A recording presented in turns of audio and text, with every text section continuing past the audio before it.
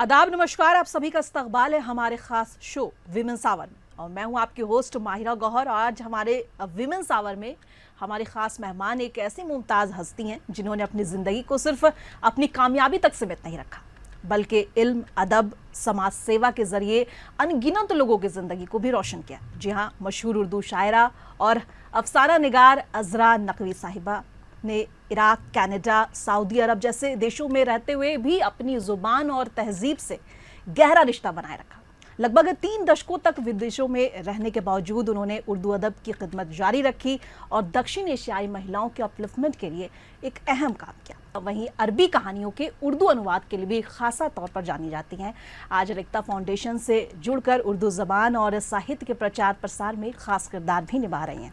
अज़रा नकवी साहिबा की शख्सियत सिर्फ एक शायरा या लेखक तक महदूद नहीं है। उनकी ज़िंदगी हमें ये पैगाम देती है कि इंसान जहाँ भी रहे, अगर उसके दिल में अपनी ज़ुबान, अपनी तहजीब और समाज के लिए मोहब्बत है तो वो दुनिया के किसी भी कोने में रहकर बदलाव ला सकता है। तो आइए तहे दिल से इस्तकबाल करते हैं हमारी आज की खास मेहमान अज़रा नकवी साहिबा का। मैम, बहुत बहुत इस्तकबाल है आपका मुंसिफ टीवी में। बहुत शुक्रिया माहिरा। मैम, आपका बचपन अलीगढ़ में गुजरा। आप अक्सर कहती हैं कि अलीगढ़ ने आपकी पर्सनालिटी को निखारने में काफ़ी मदद किया। तो बचपन की कौन सी बातें और वो तजुर्बे हैं जो आज भी आपके साथ हैं और जो हर पल आपको ये फोर्स करती हैं कि ज़िंदगी में जो भी हो मीनिंगफुल हो? देखो, ज़िंदगी के अगर मैं अपने बचपन में चली गई तो वहाँ से निकलना मुश्किल होगा। मैं कोशिश करती हूँ कि बहुत ऊपर से चले। हाँ, बिल्कुल, मैं बताती हूँ। मैं अपने आप को बहुत खुशकिस्मत गर्दानती हूँ कि मैंने एक ऐसे ख़ानदान में जन्म लिया जिसमें वैल्यूज़ थी, जिसमें इल्म था। मेरे वालिद कैसर नकवी साहब एक सोशल वर्कर थे जिन्होंने 1947 में फसादात के ज़माने में भी बहुत सा वेलफेयर का काम किया, और मेरी वालिदा भी PWA की भी मेंबर थी, प्रोग्रेसिव राइटर्स एसोसिएशन की मेंबर थी, और बुर्का ओढ़ती थी उस ज़माने में, वो शायरा थी। तो मुझे ये सब, जैसे एक लफ्ज़ हिंदी का मुझे बहुत पसंद है, संस्कार। तो जो संस्कार मुझे मिले उन्होंने मेरी ज़िंदगी को एक रुख दे दिया, एक डायरेक्शन दे दिया, और मैं बहुत इस बात पे नाज़ा हूँ कि मैं उस ख़ानदान में पैदा हुई और अपने भरपूर कोशिश करती हूँ कि ज़िंदगी किसी तरह बामकसद गुजारूँ। मैम, उर्दू से आपका खासा नाता रहा है, तो आज की नई पीढ़ी उर्दू पढ़ने लिखने से दूर होती जा रही है, जैसा आप भी देख रही होंगी। आप अक्सर कहती हैं कि उर्दू को रोज़गार से जोड़ना ज़रूरी। अगर आज का कोई नौजवान उर्दू सीखना चाहे तो उसके लिए उर्दू सीखने के बाद ऐसे कौन कौन से रास्ते खुल सकते हैं? बीबी, ये तुमने बहुत मुश्किल सवाल किया जी। देखिए, रोज़गार से जुड़ने का तो बहुत अहम सवाल है ना। उर्दू क्यों सीखें लोग? लेकिन उर्दू सीख रहे हैं। देखिए, अगर स्कूलों में पढ़ाई जा रही है, ये एक बहुत ही पॉलिटिकल सा मसला है कि उर्दू को किस तरह लोगों को मादरी ज़बान सीखें, और मादरी ज़बान क्यों सीखें। उससे कोई फ़र्क पड़ेगा नहीं, क्योंकि नौकरियों में उनको इससे कोई फ़ायदा नहीं होगा। तो लेकिन तब भी उर्दू जो है वो बहुत पॉपुलर है और लोग सीख रहे हैं, क्योंकि ये इतनी खूबसूरत ज़बान है, इतनी एक्सप्रेसिव ज़बान है, इतनी रिच ज़बान है कि इसका बोलबाला आज भी है। और बहुत से लोग कोशिश कर रहे हैं लोगों को उर्दू सिखाने की। तो उर्दू का मामला कुछ ऐसा है कि अफसोस भी होता है कि मेरा एक शेर है कि किसे सुपुर्द करें इल्म व फ़न की ये मीरास, हमारी आपकी उर्दू ज़बान रहे ना रहे। नहीं, बिल्कुल हमारी और आपकी उर्दू ज़बान रहेगी और तरक्की करेगी, और हम सब इसमें शामिल रहेंगे। तो मैम, वो जो एक आपका कहना है कि इसको रोज़गार से जोड़ना चाहिए, तो रोज़गार से कैसे जोड़ सकते हैं? अगर कोई अच्छा उर्दू का अच्छा इल्म हासिल करके आगे इसको इसमें कंटिन्यू करके इसमें अगर रोज़गार ढूंढता है तो वो उसका ज़रिया क्या होगा? बीबी, इसके तो बहुत कम मौक़े हैं आज के हिंदुस्तान में। जी। जो भी हमारे उर्दू चैनल्स हैं, अखबार हैं, उसमें जा सकते हैं। अब लोगों ने टेक्निकल चीज़ें सीख के वर्ड प्रोसेसिंग सीख ली है, वो करते हैं। लेकिन ये कि उर्दू एज अ मीडियम इस्तेमाल हो रही है चैनल्स में, सब कुछ हो रहा है, क्योंकि लोग अच्छा एक सहाफ़ी बनने के लिए उर्दू भी जानना चाहिए उनको, वो सीख रहे हैं। तो कोशिश है, लेकिन इसके मौक़े मुझे बहुत ब्राइट नज़र नहीं आते हैं। हमारे अपने बच्चे नहीं पढ़ रहे, जो उन्होंने उर्दू पढ़ी भी है, लेकिन वो ज़्यादातर अंग्रेज़ी की तरफ है, क्योंकि ये उसी का अंग्रेज़ी का ही सिक्का चल रहा है ना दुनिया में। और आपको अच्छी जॉब जानने के मतलब पाने के लिए अंग्रेजी जानना ज़रूरी है। बिल्कुल मैम, सोशल मीडिया का दौर है आजकल के ज़माने में। हम देखते हैं कि रील्स में जो उर्दू का बड़ा बोलबाला है, बिल्कुल है। हाँ, एक से एक शायरी, और फिर मतलब वो उर्दू में कहे हुए लफ्ज़ लोग बहुत शेयर करते हैं। लेकिन उसमें एक चीज़ नोटेड ये है कि वो जो उर्दू की चीज़ें हैं वो या तो इंग्लिश में सामने आ रही हैं या फिर हिंदी में आ रही हैं, उसको लोग शेयर कर रहे हैं। तो क्या ऐसा करें कि लोग खुद उर्दू की तरफ लिखना पढ़ना, मतलब लिखना पढ़ना बहुत कम हो गया कि लिखना पढ़ने की ओर जाएं और उसको मतलब उससे फ्लेक्स, उसका जो उर्दू का जो फ्लेक्स उससे काफी इंप्रेस तो हो रहे हैं, लेकिन लिखना पढ़ने की ओर नहीं जा पा रहे, उसको सीखने की ओर मुतासिर नहीं हो पा रहे। इसलिए कि सोशल मीडिया ने अब इतना आसान कर दिया कि बात कह दो, लिखना पढ़ना इतना ज़रूरी नहीं है, आप 2 मिनट में बात कह सकते हैं अपनी। लेकिन ये कि उर्दू स्क्रिप्ट पढ़ना और लिखना दोनों मुश्किल काम है। और लेकिन अब लिखने ने एक और कमाल कर दिया है कि पहले तो वो कलम से लिखते थे कि किस तरह लफ्ज़ बनाएं, अब ऐसे हमारे पूरे वो प्रोग्राम्स हैं कि जो आप सिर्फ उसको फोनेटिक वे में कीबोर्ड पे कर सकते हैं। तो क्योंकि सोशल मीडिया ने सब चीज़ बदल दी है। ये अंग्रेजी के साथ भी है, जैसे हम रोमन में ज़रूर लिखते हैं ना, रोमन में इंग्लिश लिखते हैं, सॉरी उर्दू लिखते हैं, लेकिन उससे बात नहीं बनती क्योंकि उर्दू की साउंड्स और उर्दू की आवाज़ें इतनी मुख्तलिफ हैं कि आपकी समझ में नहीं आता कि ये लफ्ज़ सदा है, आवाज़ है, या सदा हमेशा रहने वाला है अगर आप रोमन में लिखेंगे। तो ये कोशिशें हो रही हैं, जो लोग सीखना चाहते हैं। मैं जानती हूँ रेख्ता में बहुत सारे प्रोग्राम थे और हैं कि जो उर्दू सिखा रहे हैं, और लोग बहुत से प्राइवेट तौर पर अपने यहाँ भी उर्दू की क्लासेस चला रहे हैं। लेकिन ज़्यादातर वो उर्दू कॉम्प्रिहेंशन है, अल्फाज के मायनी हैं, अशार हैं, उसमें लोग ज़्यादा दिलचस्पी रखते हैं, तलफ़ुज़ में दिलचस्पी रखते हैं कि सही तलफ़ुज़ क्या है। लेकिन लिखना पढ़ना एक ज़रा मुश्किल काम है। लेकिन जिनको शौक है वो उस तरफ आ रहे हैं, जो पुराने स्क्रिप्ट पढ़ना चाहते हैं, मैन्यूस्क्रिप्ट पढ़ना चाहते हैं, लोग हैं, काबिल लोग हैं, वो सीख रहे हैं उर्दू लिखना पढ़ना। तो जो उर्दू का एक फॉर्म है जो कि मौजूद तो है लेकिन उर्दू के वर्जन में नहीं है, लेकिन लोग उसको शेयर कर रहे हैं, तो आपको क्या लगता है अगर वो उर्दू के फॉर्म में आ जाए तो लोग फिर उसके तरफ धीरे धीरे मतलब उसके तरफ जाएंगे, उर्दू सीखने की तरफ? उर्दू फॉर्म में आने का क्या मतलब आप लेती हैं? उर्दू फॉर्म में आने का मतलब कि उर्दू में लिखा हुआ, मतलब उर्दू शायरियां, उर्दू पढ़ नहीं पाते हैं लोग, क्योंकि बहुत मुश्किल है उनको सीखना। नई जबान जिन बच्चों ने शुरू से सीखी है वो पढ़ लेते हैं, लेकिन ये कि अब वो उससे उनको फ़र्क नहीं पड़ता, वो इन्फॉर्मेशन चाहते हैं। जैसे मैंने कहा कि वो अशार समझना चाहते हैं जी। और तो वो सुन के कर लेते हैं या रोमन में करते हैं। अब तो बच्चे हिंदी भी नहीं लिख रहे हैं, वो रोमन में ही लिखते हैं अपने छोटे छोटे मैसेजेस। तो दुनिया तो बहुत बदल गई है, लेकिन बहरहाल उर्दू किसी ना किसी तरह कोप कर रही है और बहुत अच्छी तरह कोप कर रही है आज के माहौल से। मैम, आपने इंडिया से बाहर एक लंबा वक्त गुजारा है, तो कनाडा में जो आपने अपने दक्षिण एशियाई ख्वातीनों के लिए जो काम किया, उसे शुरू करने का ख्याल कैसे आया? कोई ऐसा वाकया जो आज भी आपको याद हो? जी, मैं बताती हूँ कि हम वहाँ पे मैं एज ए स्टूडेंट गई थी, मेरे हस्बैंड वहाँ पीएचडी कर रहे थे मॉन्ट्रियल में। तो हमारी कई औरतें थी, ख्वातीन थी, जिनसे एक थी श्री मूले, विजय मूले, जो बहुत बड़ी प्ले राइट थी, उनकी बेटी थी, वो वहाँ प्रोफेसर थी, और भी कई ख़वातीन थी, एक आध पाकिस्तान की थी, कुछ इंडिया की थी।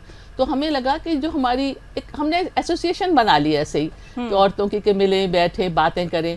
तो ये अंदाज़ा हुआ कि हम सब लोग तो पढ़े लिखे थे, बहुत से ऐसे इमिग्रेंट्स आए थे साउथ एशिया से कि जो पढ़ी लिखी नहीं थी, और उनको कनाडा में बहुत तरह के चैलेंजेस थे, मुश्किलें थी। तो हमने सोचा कि एक एसोसिएशन बनाएं और उन लोगों को बुलाएं और इकट्ठा करें जी। तो वो हमने किया, और उसको फिर एक हमें वहाँ की गवर्नमेंट इतनी अच्छी थी, हमने उनको अप्रोच किया तो उन्होंने हमें छोटा सा फ्री ऑफिस दे दिया।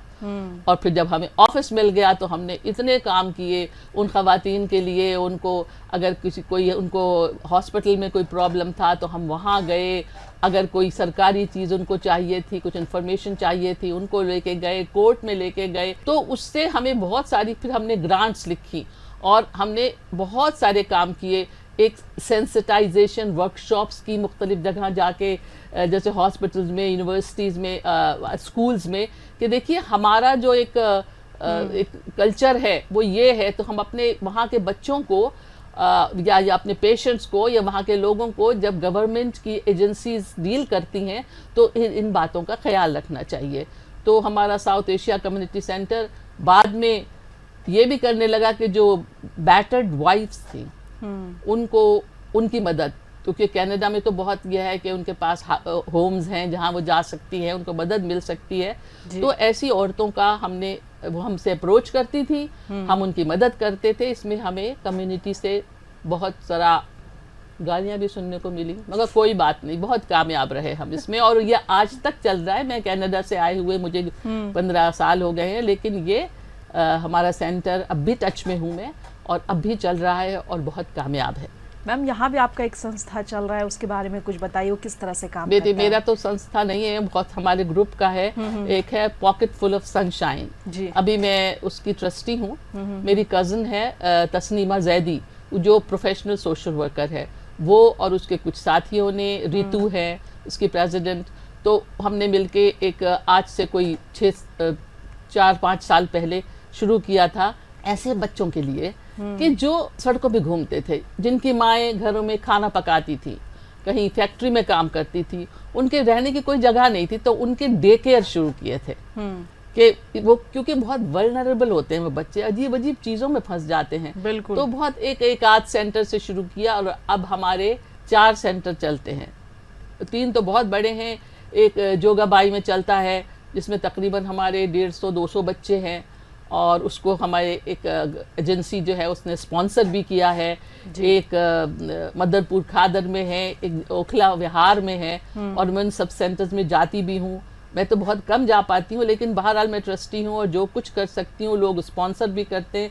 और आपको पता है कि ऐसे भी लोग दुनिया में हैं कि जब अच्छा आप कोई काम करें तो मदद करते हैं। तो एक जामिया कोऑपरेटिव बैंक के जो लोग हैं, जो उसकी मैनेजमेंट के हैं, वो ज़ाती तौर पर इन तीनों सेंटर्स में बच्चों को रोज़ दोपहर का खाना भिजवाते हैं, और बहुत अच्छा खाना भिजवाते हैं, और बहुत हाइजीनिक, और बच्चे इतना सीख रहे हैं। इसके अलावा हम उन लड़कियों को भी उन्हीं सेंटर्स में शाम के वक्त कोचिंग कराते हैं कि जो पढ़ाई किसी वजह से कंटिन्यू नहीं कर सकी, जारी नहीं रख सकी, और वो पास हो रही हैं। तो उसमें हमारे पास कुछ वॉलंटियर्स हैं, कुछ को बहुत कम पैसा हम दे पाते हैं। काश हमारे पास और वसाइल होते और हम इन छोटे बच्चों के लिए कुछ कर सकते, उनकी माओ के लिए कुछ और कर सकते। लेकिन एक सेटिस्फेक्शन है कि हम कुछ तो कर रहे हैं, कुछ मीनिंगफुल हो रहा है लाइफ में। बिल्कुल, कम से नहीं। मुझे तो अब ये लगता है कि बाकी सब चीजें, अदब अपनी जगह, सब कुछ अपनी जगह, मैंने किताबें लिखी, लेकिन जब तक जिंदगी में कोई ऐसा कॉन्क्रीट काम नहीं कर रहे तो कुछ बात बनती नहीं है। बिल्कुल। मैम, रेख्ता से काफ़ी सालों से आप जुड़ी हैं, आपको क्या लगता है कि रेख्ता ने उर्दू ज़ुबान की को मशहूर बनाने में क्या बदलाव किया है? क्योंकि रेख्ता आने के बाद एक जो उर्दू का जश्न है वो इंडिया में, खासकर जब हम देखते हैं कि दिल्ली में जो हर बार रेख्ता का इवेंट होता है तो इतनी भीड़ लगती है और इस तरह से लोग उसको फ्लेक्स करते हैं। तो आपके हिसाब से उर्दू को नई नस्ल तक पहुँचाने का सबसे असरदार तरीका क्या हो सकता है, और रेख्ता ने इसमें कितना योगदान दिया है? रेख्ता तो एक फिनोमेनन है। रेख्ता ने अपने 10 सालों में, 10 साल से ज़्यादा हो गए, तो जिस दिन शुरू हुआ था रेख्ता में, जब से उससे वाबस्ता हूँ, मतलब नज़रियाती तौर पे 8 साल मैंने बाकायदा वहाँ काम भी किया है। तो एक तो उन्होंने इतनी बड़ी बात की कि उर्दू की जितनी किताबें थी जो बिल्कुल रेयर थी, वो सब उन्होंने अपनी ई बुक्स में शामिल की, और सब लोग उससे बहुत फ़ायदा उठा सकते हैं। पुराने रिसाले हैं, चीज़ें हैं, और ये काम अब भी हो रहा है। इसके अलावा उन्होंने जश्न रेख्ता जो शुरू हुआ था, तो कल्चर, उर्दू एक कल्चर है, तो उसी के ज़रिए उसने प्रमोट किया। और उसको, और देखिए सबसे बड़ी बात यह है कि आज की दुनिया में जितनी नेगेटिविटी फैली हुई है, तो रेख्ता ने एक पॉजिटिविटी के लिए सारे काम किए, और उसमें इर्रिस्पेक्टिव ऑफ मजहब या ज़बान कुछ नहीं, सब कुछ उसमें शामिल था। और देखिए हर साल वो आगे से आगे बढ़ती जाती है। बिल्कुल। तो देखता मुझे याद है शुरू में फ्री टिकट्स थे, अब तो बहुत, अब तो कितने कितने टिकट्स के दाम होते हैं, लेकिन फिर भी हर जगह फुल। हाँ, वो है अब। बहुत भाई, इतने बड़े बड़े आर्टिस्ट बुलाते हैं तो उनको तो करना ही पड़ेगा। उसका जो एक वो लाइन है, सर चढ़कर बोलता है उर्दू ज़बान का जादू, वाकई उर्दू ज़बान का जादू। और ये काम ने बहुत अहम किया है। और देखिए उसमें टेक्निकलिटीज ने बहुत किया है कि अगर आप कोई चीज पढ़ रहे हैं और उस पर क्लिक करें तो उस लफ्ज के मानी भी आपको पता चल जाएंगे, कि जो बहुत कम होता है ना। आपको लिखे हुए मानी पता चल जाएंगे, ब्लॉग्स हैं इंटरेस्टिंग। और ये एक हमारी एक हम लोगों को देखिए ज़बान जो है जी। वो लोगों को करीब लाती है। और वाकई रेख्ता ने, अच्छा रेख्ता और ज़बानों के साथ भी काम कर रही है, राजस्थानी है और पंजाबी है और बहुत बहुत सारी, हिंदवी उनका एक वो है काम। तो अदब और कल्चर के लिए जो रेख्ता ने किया है वो मैं समझती हूँ इस सदी का एक बहुत अहम काम है। मैम, जब आप कई नज्म लिख चुकी हैं, कई किताबें आपने ट्रांसलेट किया है, बहुत अच्छा शायरी भी लिखती हैं, बोलती भी हैं, तो जब आप भी कोई नज्म या शायरी या कुछ भी कहानियां लिखती हैं तो क्या पहले क्या ख्याल दस्तक देता है? मतलब ये अल्फाज खुद ब खुद कागज पर उतरने बिल्कुल, लगते हैं बिल्कुल। या फिर बहुत लिखने से सही पहले सवाल। जहन में कुछ तो चल रहा होता है? बीबी एक जिंदगी है कि जिसमें मुख्तलिफ हमारे जज्बात होते हैं, मुख्तलिफ तजुर्बात होते हैं। और अदब क्या है, चाहे मैं कहानी लिखूं चाहे मैं नज्म लिखूं, अंदर कोई सवाल, कोई एहसास, कोई ख्याल दस्तक देता है, मुझे परेशान करता है, मुझे लुभाता है, तो वो नज्म बन जाती है, कोई कहानी बन जाती है। और उन सब का ताल्लुक मेरी अपनी ज़िंदगी के तजुर्बात से भी होता है और पूरी दुनिया से भी सरोकार है। मुझे जो कुछ चारों तरफ हो रहा है वो भी, उससे भी मैं, जिसे हिंदी में कहते हैं, प्रभावित रहती हूँ। तो अदब जो है वो दस्तक देता है, फिर अल्फाज अपने आप आ जाते हैं, लेकिन इसके लिए ज़बान आनी चाहिए और आपने पहले लिटरेचर पढ़ा हो। अब आजकल क्या है, सब लोग शायरी शुरू कर दी है, लेकिन शायरी उन्होंने पढ़ी नहीं। शायरी के पीछे जितने, मतलब कितनी हमारी उर्दू शायरी कितनी कीमती है, कितनी भरपूर है, पहले वो पढ़ें फिर शायरी करें। तो बहरहाल ये तो एक एक्सप्रेशन है जिंदगी का। मतलब एक मैसेज आपका ये है कि लिखने से पहले पढ़ना बहुत जरूरी है। पढ़ना जरूरी है, और जो आप लिखें वो जेन्युइन हो। इसलिए मत सिर्फ लिखेंगे मुझे मशायरे में पढ़ना है या मेरी ये छप जाएगी। क्या आप वाकई उस कहानी के पीछे आपने वो एहसास किया है जो आपने लिखा है? तो मेरा कहना यह है कि इसका ताल्लुक जो है आपकी फीलिंग्स से है, सच्चाई से है। मैम, आप एक ऐसे दौर को भी आपने देखा है जब अलग अलग मजहबों के लोग एक परिवार की तरह रहते थे। आज के माहौल में इस दौर को कौन सी बात, आपको उस दौर की कौन सी बात सबसे ज्यादा याद आती है? और अभी कितना, क्या लगता है कि कितना कुछ बदल गया है? बदल तो गया है, बहुत बदलवाया गया है, बिल्कुल बदलाव तो बहुत आया है, लेकिन उस जमाने को याद करते हैं अभी से, तो कैसा लगता है? कि वो जमाना कभी जाएगा। अब भी लोग हैं, अब भी हमारे हिंदुस्तान में लोग हैं कि जो बिल्कुल इन बातों को नहीं मानते, मिलजुल के। देखिए कल्चर, म्यूजिक, हमारा तहजीब, ये सब कुछ ऐसी है कि जो हमें जोड़ी रहती है। ये कोई 10-15 साल की बात नहीं है, ये सदियों से हम आपस में मिलते जुलते रहते हैं। कल्चर सालों में नहीं बना। कल्चर तो बीबी जमाना तो है, खराब तो है, बड़ा अफसोस होता है क्योंकि बिल्कुल वो इतना कमर्शियल हो गई है हर चीज़, और जानबूझ के नफरत फैलाई जा रही है। और मुझे डर ये है कि हम जो इतने सादे दिल के लोग हैं और वो गलत इन्फॉर्मेशन की वजह से उस बात को सच मान लेते हैं। लेकिन अभी भी हमारे ग्रुप्स हैं, अभी भी हमारे थिएटर के ग्रुप्स हैं, अभी भी हमारे लिटरेचर के ग्रुप्स हैं जहां हम सब मिल के बैठते हैं, सब मिल के एंजॉय करते हैं। तो मैं इतनी नाउम्मीद नहीं हूँ। हालात बदलेंगे और हिंदुस्तान जो है वो एक हंसता बसता मुल्क रहेगा जो हमेशा से था। बिल्कुल बिल्कुल मैम। मैम, आपकी कहानियां हैं जो हिजरत, प्रदेश या औरतों की जिंदगी के कई रंग नजर आते हैं इसमें। कई किरदार कहीं ना कहीं आपके अपने तजुर्बों से निकले हैं, क्या कहेंगी? बिल्कुल, वो सब किरदार, जैसे आपने भी कुछ देर पहले कहा बिगी, जब तक चीजें फीलिंग से निकल के नहीं आई तो वो असली नहीं हो सकती। बीबी वो सारे किरदार, जब मैंने हिजरत, तो आजकल एक गांव से शहर आना भी एक हिजरत है, नए चैलेंजेस होते हैं। मैंने तो बहुत सफ़र किए। मैं पहले इराक़ में रही 2 साल, उसके बाद मैं कनाडा चली गई, वहाँ 10-15 साल रही, फिर सऊदी अरब रही, फिर हिंदुस्तान आ गई।